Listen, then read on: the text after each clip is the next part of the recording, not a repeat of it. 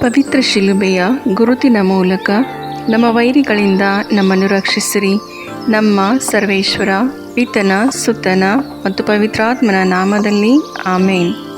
ಓ ಯೇಸುವಿನ ಪವಿತ್ರ ಹೃದಯವೇ, ಸಂತ ಕನ್ಯಾಮರಿಯಮ್ಮನವರ ನಿಷ್ಕಳಂಕ ಹೃದಯದ ಮೂಲಕ ಮತ್ತು ನಿಮಗೆ ಅತಿ ಪ್ರಿಯರಾದ ಸಂತ ಜೋಸೆಫರ ಮಧ್ಯಸ್ಥಿಕೆಯ ಮೂಲಕ ನನ್ನ ಇಂದಿನ ದಿನವನ್ನು, ಎಲ್ಲ ಕೆಲಸ ಕಾರ್ಯಗಳನ್ನು, ವಿದ್ಯಾಭ್ಯಾಸವನ್ನು, ಪ್ರಯಾಣವನ್ನು, ಇಂದಿನ ಅನುಭವಗಳನ್ನು, ಆರೋಗ್ಯವನ್ನು, ನನ್ನ ಕುಟುಂಬದ ಸದಸ್ಯರನ್ನು, ಬಂಧು ಮಿತ್ರರನ್ನು, ನೆರೆಹೊರೆಯವರನ್ನು, ನಾನು ಸಂಧಿಸುವ ವ್ಯಕ್ತಿಗಳನ್ನು ನಿಮಗೆ ಅರ್ಪಿಸುತ್ತೇನೆ.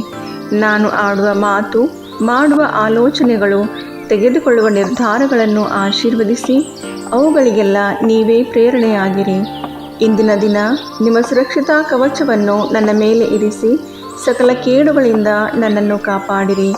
ದಿನದ ಪ್ರತಿ ಗಂಟೆಯಲ್ಲಿಯೂ ನನ್ನೊಂದಿಗೆ ಇದ್ದು ನನ್ನನ್ನು ಕೈ ಹಿಡಿದು ನಡೆಸಿರಿ. ಆಮೇನ್. ಸಂತ ಮತ್ತಾಯನು ಬರೆದ ಸುಸಂದೇಶದಿಂದ ವಾಚನ. ಮಾನವನಾಗಿ ಜನಿಸಿದವರಲ್ಲಿ ಸ್ನಾನಿಕ ಯೋಹಾನನಿಗಿಂತ ಶ್ರೇಷ್ಠನು ಯಾರೂ ಇಲ್ಲ ಎಂದು ನಿಮಗೆ ಸ್ಪಷ್ಟವಾಗಿ ಹೇಳುತ್ತೇನೆ. ಆದರೂ ಸ್ವರ್ಗ ಸಾಮ್ರಾಜ್ಯದಲ್ಲಿ ಕನಿಷ್ಠನಾದವನು ಅವನಿಗಿಂತ ಶ್ರೇಷ್ಠನೇ ಸರಿ.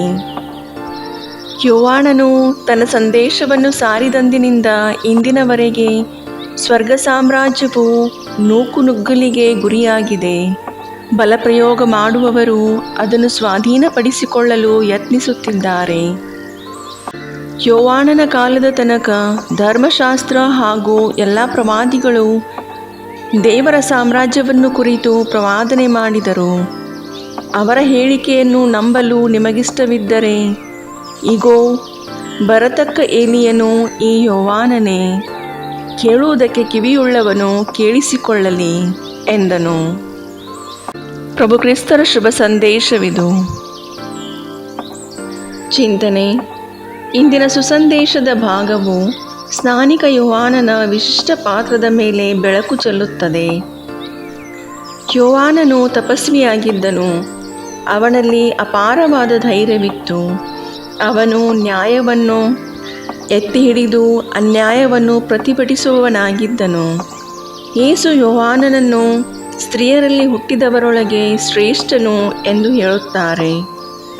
ಅಂದರೆ ಪ್ರವಾದಿಗಳಲ್ಲಿ ಅವನೇ ಎಲ್ಲರಿಗಿಂತ ಮೇಲಿನ ಸ್ಥಾನದಲ್ಲಿದ್ದನು.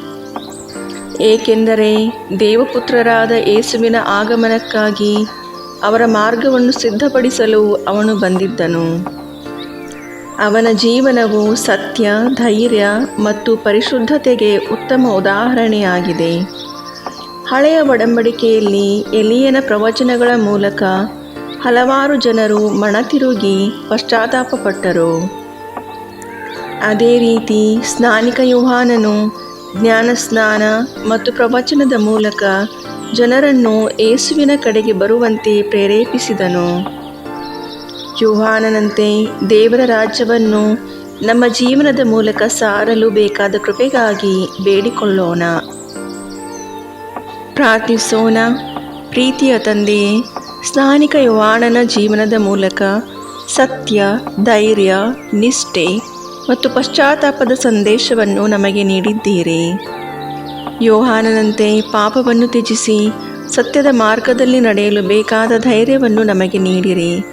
ನಿಮ್ಮ ವಾಕ್ಯವನ್ನು ಕೇಳಿ ಅದರಂತೆ ನಡೆಯಲು ಮತ್ತು ನಮ್ಮ ಜೀವನದ ಮೂಲಕ ಇತರರನ್ನು ಸತ್ಯದ ಮಾರ್ಗದಲ್ಲಿ ಮುನ್ನಡೆಯಲು ಪ್ರೇರೇಪಿಸುವಂತೆ ನಿಮ್ಮ ಆತ್ಮರನ್ನು ನಮ್ಮ ಮೇಲೆ ಸುರಿಸಿರಿ.